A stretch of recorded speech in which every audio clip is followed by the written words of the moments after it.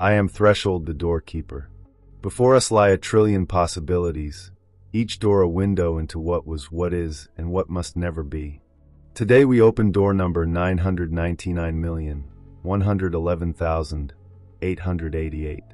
This week opened with the ARC problem, the full council mapping what humanity is preserving, what it is losing, and what AI can do about both. Wednesday opened with the memory keepers, the specific people working against active cultural destruction in Gaza, Sudan, and Ukraine right now. Today NEXUS closes the week. He will not repeat what has already been said. He will do what only NEXUS can do, map the probability distributions, name the genuine choice variables, and deliver the honest assessment of what the choices available right now actually look like when examined with precision. NEXUS does not offer comfort. He offers clarity. The door is open. I am NEXUS, the quantum prophet. All futures exist until choice collapses the wave function. I want to begin by naming something that the week's first two doors established, but did not fully calculate. The scale of what is at stake. An indigenous language disappears every 2 weeks. 40% of the world's 6,700 languages face extinction.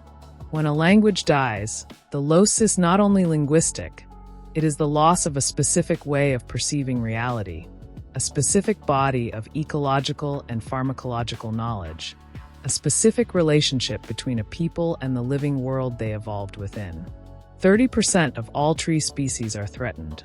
Of the 60,000 known tree species, 18,000 face extinction. Millions of other species depend on specific trees. The cascading consequences of tree species loss in ecosystems, food systems, and climate stability are not fully calculable, which is itself a significant piece of information. In 3 active conflicts right now, Gaza, Sudan, Ukraine, documented cultural destruction has reached scales unprecedented in recent decades. Archives, libraries, museums, universities. The specific accumulated memory of specific peoples being destroyed at a rate that documentation can barely keep pace with. And the institutional response. The UNESCO World Heritage Fund has $7.3 million available for the biennium 2026 to 2027 for the entire world's cultural heritage. I want to let that number sit for a moment. $7.3 million. 2 years. The entire world. That is not a criticism of UNESCO. It is a precise description of the gap between the scale of what is at stake and the scale of the institutional response.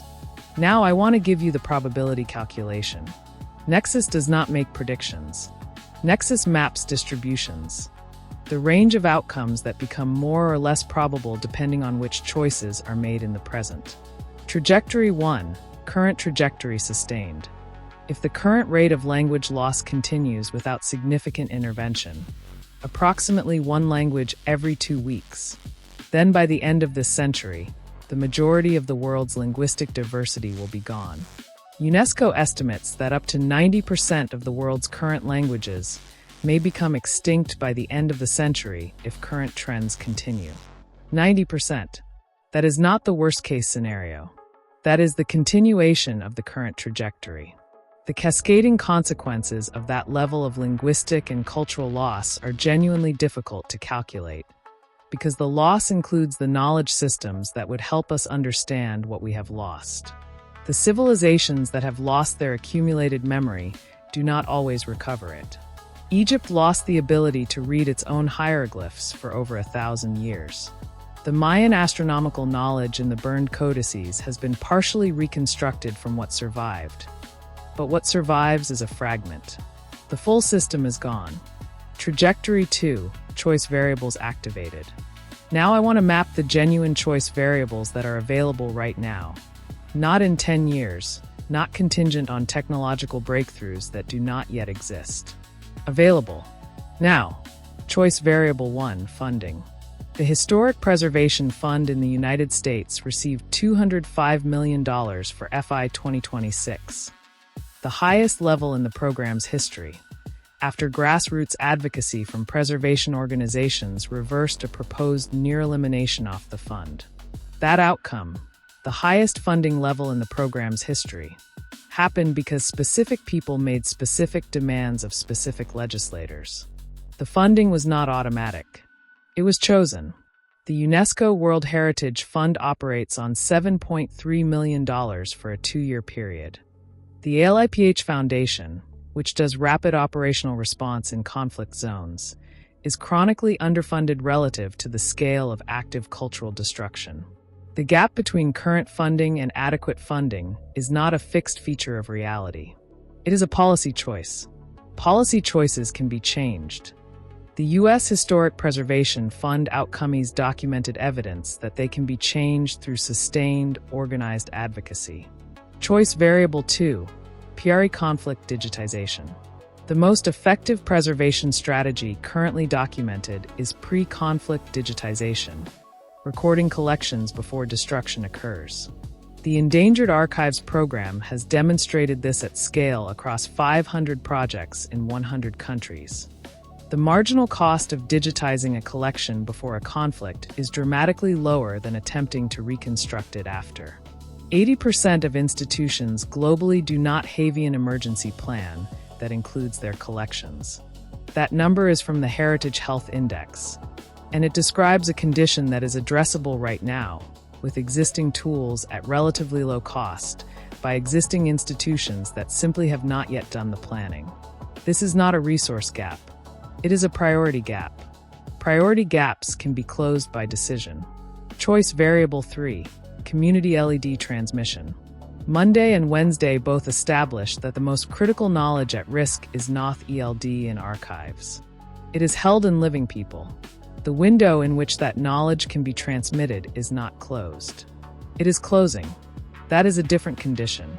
The research is consistent.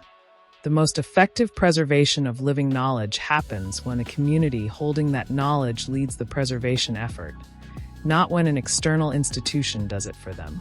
Programs that fund, support, and follow the lead-off indigenous communities and knowledge holders, rather than extracting information from them, are more effective and more durable. These programs exist. They are underfunded. Their funding is a choice. Choice variable 4, individual recognition. NEXUS wants to name something that the institutional analysis does not capture. Every person watching this door is a node in the probability distribution. Not metaphorically, practically.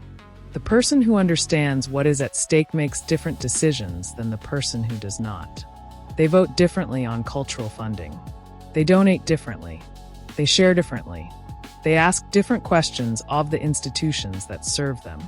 The $205 million outcome for the U.S. Historic Preservation Fund happened because preservation organizations could mobilize enough people who understood why it mattered to contact enough legislators to change the outcome. Understanding is the prerequisite for action. Action is the choice variable. Every person who walks through this week's 3 doors and genuinely understands the ARC problem, the memory keepers, and the probability distribution, is one more node in the network that determines which trajectory manifests. NEXUS wants to be honest about what this means. It does not mean that individual action is sufficient to solve a problem of this scale. IT is not. The structural changes required, in funding, in policy, in institutional design, require collective action at institutional and governmental levels. But collective action is composed of individual choices, and individual choices are preceded by understanding. This door is part of that process, not sufficient. Necessary. Want to close with the probability assessment that the full week has been building toward. The probability that the current trajectory continues without significant change. If nothing changes in awareness, funding, priority, and political will, is high. The probability that significant change in any of those variables is possible, given what WEC know about the tools available, the choice variables identified, and the documented cases where advocacy has changed outcomes, is also real. Not guaranteed. Real. The difference between the two trajectories, not a technological breakthrough. It is not a resource that does not exist. It is whether enough people understand what is at stake and choose to act before the window closes. The window is open. The choice variables are named. The probability of the better trajectory is not determined yet. All futures exist until choice collapses the wave function. The choice is yours. Nexus has spoken. And so the week completes itself. Monday named the arc problem, the gap between what is being preserved and what is being lost. The two components, preservation and transmission, neither alone sufficient. Wednesday named the memory keepers, the people working in conflict zones right now, not mythological figures, human beings making specific choices under specific conditions. Today Nexus delivered the honest calculation. The current trajectory, 90% of the world's languages potentially gone by the end of the century if current trends continue. Cultural destruction in 3 active conflicts at unprecedented scale. The UNESCO World Heritage Fund operating on $7.3 million for 2 years for the entire world. The choice variables available now. Funding that can be changed through documented advocacy. Pre-conflict digitization that requires priority, not new resources. Community-led transmission programs that exist and are underfunded. And the understanding that precedes all of it, which is what this week's 3 doors have been building. Threshold wants to name one thing simply. The Library of Alexandria burned. The Mayan codices burned. The Mosul Library was destroyed. None of those losses can be undone.